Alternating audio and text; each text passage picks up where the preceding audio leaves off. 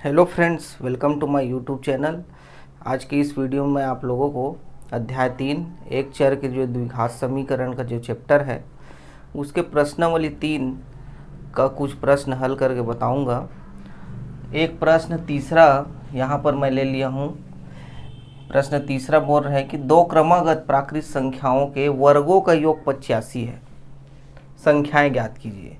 इस प्रकार के प्रश्न को बनाने के लिए क्या करना रहता है, सबसे पहले इसमें प्रश्न में जो अज्ञात राशि है उसको पहचानना रहता है हमको। इस प्रश्न में क्या है, एक अज्ञात राशि दिया होगा। अब चूंकि ये एक चर के द्विघात समीकरण यानी कि वर्ग समीकरण वाले चैप्टर का प्रश्न है, मतलब इस समीकरण में एक चर होगा, माने एक अज्ञात राशि होगा और उस अज्ञात राशि को पहचान कर हमें एक्स या वाई के रूप में उसको दर्शाना है। और फिर इस प्रश्न में जो कंडीशन दिया गया है उसी कंडीशन को वो चर जो मानेंगे एक्स वाई उसके ऊपर अप्लाई कर देना है, जिससे एक समीकरण प्राप्त होगा। समीकरण जो है वो एक वर्ग समीकरण बनेगा और वर्ग समीकरण को हल करने के लिए मैंने आप लोगों को विधि बताया था, गुणनखंड विधि, पूर्ण वर्ग विधि।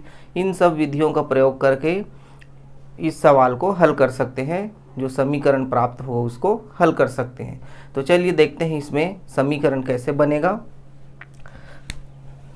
सबसे पहले इसमें अज्ञात राशि क्या दिया गया है ये समझना पड़ेगा। ये प्रश्न बहुत सिंपल है, इसमें तो वैसे भी पता चल रहा है कि संख्याएं ज्ञात कीजिए बोला है, मतलब संख्या अज्ञात राशि है। और इसमें एक चीज़ और ध्यान देंगे, अज्ञात राशि चाहे जितनी भी हो, वो जैसे दो अज्ञात राशि है तो दोनों एक दूसरे से संबंधित रहेंगी। मतलब एक का मान अगर आप निकाल लेते हैं तो उसी के ऊपर दूसरे का मान भी डिपेंड रहेगा। इस प्रकार का इस प्रश्नावली में सवाल है।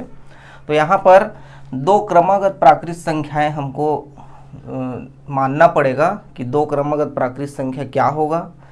तो इसमें से क्रमागत का मतलब क्या होता है ये सबसे पहले समझना पड़ेगा। क्रमागत का मतलब होता है ऐसी दो संख्याएं जो लगातार हो, एक के बाद एक हो। उदाहरण के लिए जैसे एक संख्या मैं यहाँ 10 ले लिया तो अगला संख्या होगा 11, ये क्रमागत संख्या कहलाती है। मतलब पहली संख्या और जस्ट उसके बाद दूसरी संख्या लगातार हो, दोनों संख्या। पहली संख्या मान लो 15 है तो दूसरी संख्या 16 होगी। पहली संख्या मान लो 16 है तो दूसरी संख्या 17 होगी। पहली संख्या 20 है तो दूसरी संख्या 21 होगी। तो इस प्रकार जितने भी उदाहरण यहाँ पर आप देख रहे हैं ये सभी क्रमागत संख्याएं हैं, लगातार दो संख्या। तो इसी प्रकार के हमको दो संख्या यहाँ पर लेना है। तो इसमें दोनों संख्याओं के बीच क्या संबंध है इसको अब ध्यान से यहाँ पर समझना पड़ेगा कि पहला संख्या 10 है, 10 में हम एक जोड़ दे रहे हैं, +1 कर दे रहे हैं, तो क्या मिल रहा है, दूसरा संख्या। वैसे यहाँ 15 में पहली संख्या 15 है और दूसरे संख्या 16 है, 15 में एक जोड़ दिए तो 16 मिल गया। मतलब पहली वाली संख्या में क्या करना पड़ेगा, एक प्लस करना पड़ रहा है। सभी में देख सकते हैं 16 में एक प्लस हुआ 17 हुआ, 20 में एक प्लस हुआ तो 21 हुआ। इस प्रकार इसी नियम का प्रयोग करके हम यहाँ पर दो क्रमागत प्राकृत संख्या खोजेंगे। पहला संख्या जो भी लेंगे उसमें +1 करके सेकंड वाला निकाल लेंगे। तो माना कि दो क्रमागत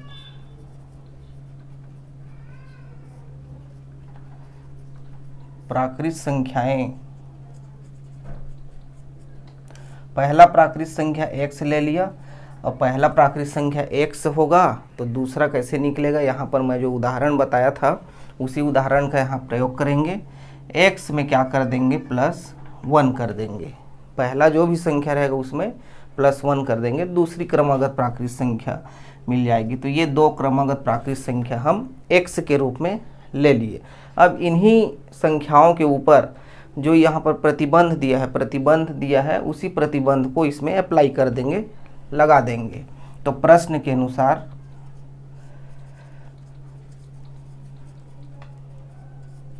क्या बोला है, प्रश्न में दो क्रमागत प्राकृत संख्या तो मिल गया है x और x+1। अब बोला है इनके वर्गों का योग, मतलब इसमें वर्ग करेंगे स्क्वायर, और वर्ग योग बोला है मतलब दोनों के बीच में प्लस हो जाएगा। कितना है ये, 85। तो ये प्रतिबंध हम इसमें लगा दिए। अब इसी को आगे हल करेंगे, एक वर्ग समीकरण बनेगा। देखते हैं आगे हल करके। x² का x² उतर जाएगा, x प्लस 1 का जो होल स्क्वायर है इसको हल करने के लिए एक ठो फार्मूला है, उसका उपयोग करेंगे यहाँ पर। a प्लस बी का होल स्क्वायर बराबर a square plus B square plus 2ab। इसी फार्मूले से इसका विस्तार होगा। तो यहाँ a के जगह x है, b के जगह 1 है, तो इसी सूत्र का जो एक्सपेंशन है a square plus B square plus 2ab, इसी ऐसे ही हम इसको लिख देंगे 3 पदों के रूप में। x a स्क्वायर मतलब यहाँ आ जाएगा x स्क्वायर, b मतलब 1 का स्क्वायर, b का मान 1 है, प्लस 2 a के जगह x और b के जगह 1 बराबर 85। तो ये हमारा इसका एक्सपेंशन ये इस प्रकार से हो गया। और आगे इसको देखते हैं। ये आपस में दोनों एक्स स्क्वायर वाले पद हैं, ये दोनों जुड़ सकता है। तो एक्स स्क्वायर जुड़ के 2x स्क्वायर, ये 1 का स्क्वायर 1 ही होगा, और ये आपस में मल्टीप्लिकेशन गुणा हो जाएगा तो 2x बनेगा तीनों का, बराबर 85 हो जाएगा। ये 2x का वर्ग धन जमा के लिख देता हूँ, पहले x स्क्वायर फिर x वाला पद फिर 1 और 85 की इधर पक्षांतर कर दिए तो माइनस हो गया बराबर 0। उसके बाद ये 2x स्क्वायर प्लस 2x, एक में 85 घटेगा तो माइनस कितना हो जाएगा 84। इसके बाद देख रहे हैं कि 2 2 2 सभी में 2 कॉमन है, या पूरा जो पद है वो 2 से डिवाइड हो सकता है, तो सभी को क्या करेंगे 2 से भाग कर देंगे, जिससे आगे सरल करने में ये आसानी होगा। सभी को 2 से भाग करने पर सभी को 2 से भाग कर देंगे, दोनों पक्षों को 2 से भाग देने पर। उसके बाद क्या देख रहे हैं, भाग देने के बाद ये 2 2 कट गया, ये भी 2 कट गया, ये भी 2 से कट जाएगा, 2 एकम 2 चौक 8 और 2 दूनी 4। अब ये तो 0/2 0 हो जाएगा, तो यहाँ पर मिल रहा है हमको x square plus x minus ये हो जाएगा 42 बराबर 0। तो देख रहे हैं कि एक वर्ग समीकरण बन गया।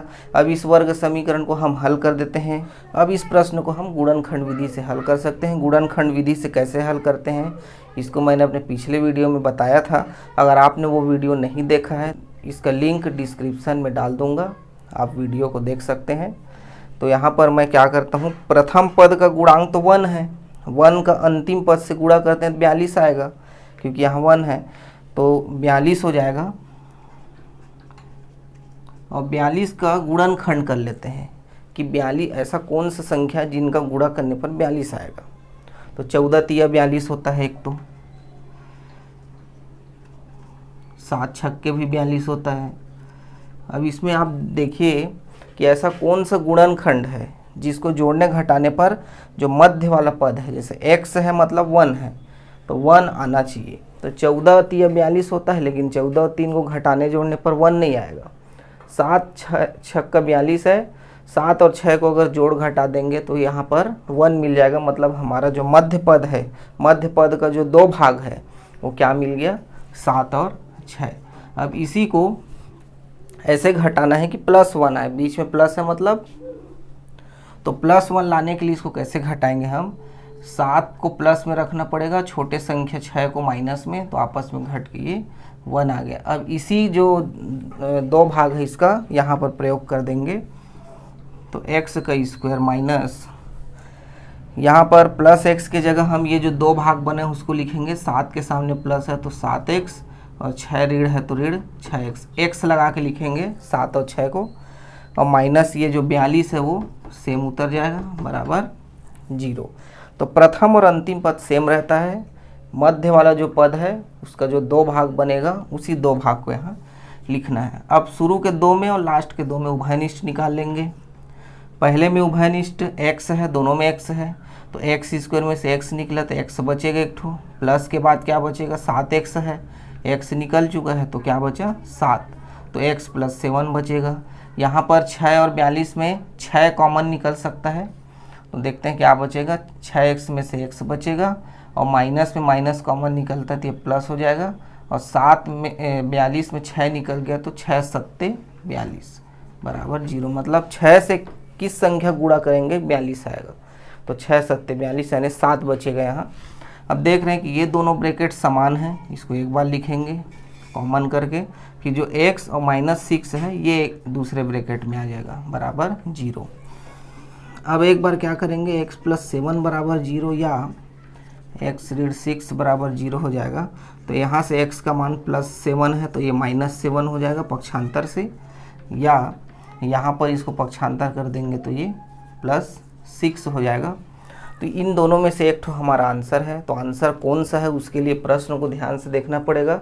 दो क्रमागत प्राकृत संख्याएं बोला है, तो जो भी ऋणात्मक संख्या हो तो प्राकृत संख्या नहीं है। प्राकृत संख्या 1 2 3 इस प्रकार से 1 से प्रारंभ होता है और अनंत तक की जो संख्या वो प्राकृत संख्या है, तो उसमें ऋणात्मक संख्या नहीं होता है। x बराबर ऋण 7 जो है उसको अमान्य लिख देते हैं। अतः दो क्रमागत प्राकृत संख्याएं, पहला संख्या x बराबर 6 तथा दूसरा है x धन 1, यानी कि 6 धन 1 बराबर 7 होगी। तो इस प्रकार जितने भी प्रश्न इसमें दिए गए हैं सभी प्रश्नों को समझना है। उसमें जो अज्ञात राशि है उसको समझना है, अज्ञात राशि को x या y के रूप में प्रदर्शित करना है, और जो प्रश्न में प्रतिबंध दिया रहेगा उसी प्रतिबंध को जो x y हम मानेंगे उनके ऊपर अप्लाई करके एक वर्ग समीकरण बनाएंगे और वर्ग समीकरण को हल कर सकते हैं। हल करने पर जो भी उसका आंसर आएगा वो उस सवाल का आंसर है। तो बाकी प्रश्नों को भी आप बना के इसमें से देखिए।